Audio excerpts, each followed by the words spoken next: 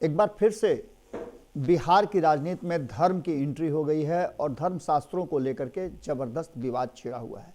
हालांकि हम चर्चा उसकी करने नहीं आए हैं, उसकी चर्चा हमने पहले ही कर दी और हमने बता दिया है कि किस तरह से गलत तरीके से हमारे धर्म शास्त्रों को व्याख्या करके, रेखांकित करके और लोगों की भावनाओं को आहत किया जाता है और बदलने की कोशिश की जाती है।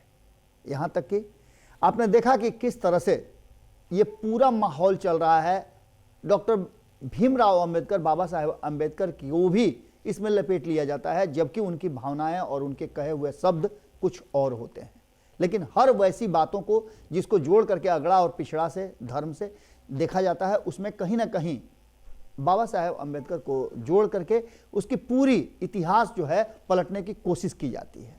लेकिन खैर, बिहार की राजनीति को लेकर के हम कई ऐसी बातें आपके सामने रख चुके हैं, कई ऐसे खुलासे कर चुके हैं। इन खुलासों में से एक सबसे बड़ा जो खुलासा है वो ये है कि पिछले 24 घंटों में बिहार की राजनीति बदली है और आने वाले 24 घंटों में बहुत कुछ चेंज होने वाला है।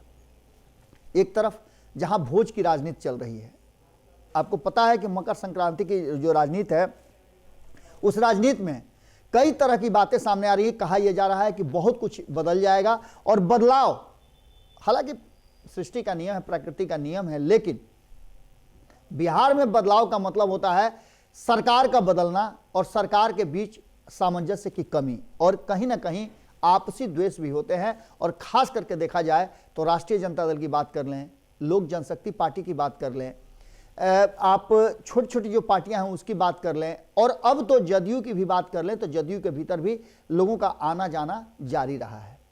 जदयू के ही एक बहुत पुराने और वरिष्ठ नेता शरद यादव जी का निधन हो गया है। सबसे पहले तो हम उनको बहुत बहुत श्रद्धांजलि देते हैं और ईश्वर से प्रार्थना करते हैं कि उनकी आत्मा को शांति प्रदान करें। उनके बहुत लंबे समय रहे हैं बिहार में, इसकी भी चर्चा हमने की है। लेकिन आज जो हम चर्चा करने जा रहे हैं उसमें एक और शख्स हैं जो शरद यादव के साथ हुआ, जो आरसीपी सिंह के साथ हुआ, क्या वही दोहराया जा रहा है उपेंद्र कुशवाहा के साथ? इस बात को लेकर के हम अभी आगे बात करें, उससे पहले हम अगली खबर में आपको बताएंगे कि उपेंद्र कुशवाहा को लेकर के कुशवाहा समाज की क्या प्रतिक्रिया है, वो भी हम आपको बताएंगे। लेकिन इस खबर में ये जरूर बताने की कोशिश कर रहे हैं कि क्या उपेंद्र कुशवाहा के साथ एक बड़ा धोखा करने की साजिश चल रही है। क्या उपेंद्र कुशवाहा पर नीतीश कुमार के बयान के बाद या उससे पहले भी उपेंद्र कुशवाहा को जिस तरह से पार्टी में अलग थलग कर दिया गया था, यह इशारा था कि उपेंद्र कुशवाहा अपने लिए कोई रास्ता बना लें? हमने यह भी आपको खबर बताया था कि उपेंद्र कुशवाहा अपने लिए रास्ता बनाना चाहे तो उनके पास मौजूद है सारे साधन। उन साधनों को लेकर के उनके समाज के लोग और उनके पुराने साथी जो हैं वो कमर कस के तैयार हैं। ऐसी स्थिति में हमने खबरों में आपको यह भी बताया था कि आज एक इमरजेंसी मीटिंग दही चूड़ा भोज से पहले बुलाई गई है, जिसमें आरएलएसपी के पुराने साथियों को तलब किया गया है पटना में। इसका सीधा मतलब है कि उपेंद्र कुशवाहा पर दिए गए नीतीश कुमार के बयान से काफी आहत हैं उनके पुराने साथी। इसको लेकर के कहा यह जा रहा है कि उपेंद्र कुशवाहा के दिन अब पूरे हो चुके हैं जनता दल यूनाइटेड के भीतर। और नीतीश कुमार के बयान के बाद से भी यह स्पष्ट है कि नीतीश कुमार उपेंद्र कुशवाहा को भले ही फुसलाने के लिए क्षण भर के लिए बोल दे हो कि पार्टी का विलय नहीं होगा, बाकी की बातें नहीं होगी, 2024 से पहले 2025 की बातें नहीं होगी, लेकिन ये सब मनगढ़ंत बातें हैं। और दरअसल नीतीश कुमार बहुत ज्यादा बैकफुट पर है। पहली तो ये कि भारतीय जनता पार्टी ने पूरी तरह से डेडलॉक कर दिया है कि अब नीतीश कुमार की एंट्री नहीं होगी, मार्शल आउट उनको कर दिया गया है। इन सब के बाद अब उपेंद्र कुशवाहा जो पूरे मन योग से आए थे, उनका क्या होगा, क्या करेंगे? राजनीतिक व्यक्ति हैं, आगे अपने लिए रास्ता जरूर बना लेंगे, लेकिन उससे भी बड़ी बात है कि क्या नीतीश कुमार भी इस महागठबंधन से भागने की तैयारी शुरू कर चुके हैं? नीतीश कुमार के पास दो ही विकल्प हैं। एक विकल्प तो आप जानते हैं कि उनके पास अभी वर्तमान में जो महागठबंधन है उसके साथ रहने की है। दूसरा विकल्प उनके पास एनडीए की है, जहां उनके लिए एंट्री बैन कर दी गई है। तो आखिर नीतीश कुमार करना क्या चाहते हैं? नीतीश कुमार, आपको हमने पहले ही बताया कि इतने समृद्ध राजनीतिज्ञ हैं कि वो अपने लिए रास्ता बना लेते हैं और भारतीय जनता पार्टी के साथ फिर से संबंध बनाने के लिए उन्होंने ताना बाना बुनना और कहा जा रहा है कि जाल बिछाना शुरू कर दिया है। एक तरफ वो लगातार सुशील मोदी की चर्चा करते हैं, नंदकिशोर यादव की चर्चा करते हैं, प्रेम कुमार की चर्चा करते हैं, और वर्तमान जो नेतृत्व है उस नेतृत्व को लेकर के वो खासे नाराज नजर आ रहे हैं और ये भी कह रहे हैं कि ये नेतृत्व जो है कहीं ना कहीं टूट का कारण बना है। इसके अलावा उन्होंने और भी बहुत सारी बातें कही है, लेकिन उन सारी बातों को समाप्त करके कि भारतीय जनता पार्टी तोड़ने की कोशिश कर रही थी, भारतीय जनता पार्टी ने 2020 में हमें कमजोर किया, ये सारी बातें आनी जानी है। नीतीश कुमार, हम पहले भी आपको बता चुके हैं कि 2013 से लेकर के 2022 तक लगातार जनादेश का अपमान करते रहे हैं और लोकतंत्र के जो छोटे छोटे लूप हॉल्स हैं उसको हमेशा अपने लिए प्रयोग करके सत्ता पर काबिज रहे हैं। एक बार फिर से कहा यह जा रहा है कि नीतीश कुमार ने भागने की तैयारी कर दी है और उन्हें बहाना भी मिल गया है। आपको पता ही है कि एक बहाना तो वो लगातार खोजते रहते हैं कि उनको कौन शब्दों से कलंकित करता है, कौन शब्दों के मार से उनको घायल करता है। तो कहीं ना कहीं राष्ट्रीय जनता दल की तरफ से जो शब्दों के बाण चल रहे हैं उससे वो घायल हैं। सुधाकर सिंह की बात कर लें, विजय मंडल की बात कर लें, हकीकत बोलते बोलते विजय मंडल पर दबाव पड़ा तो बेचारे उन्होंने अपनी बातें पलट दी। इस विषय पर भी हमने कई बार बात किया और यहां तक कि जदयू के नेताओं से भी बात की तो उन्होंने कहा कि इस तरह की भावनाएं हम बर्दाश्त नहीं कर सकते। उपेंद्र कुशवाहा ने तो खुल करके कहा था कि नीतीश कुमार पर किसी भी तरह के इस तरह के अपशब्दों को हम बर्दाश्त नहीं कर सकते हैं। लेकिन चंद्रशेखर के बयान के बाद कहीं ना कहीं नीतीश कुमार के लिए वो जमीन जो थी वो धीरे धीरे समाप्त होती नजर आ रही है।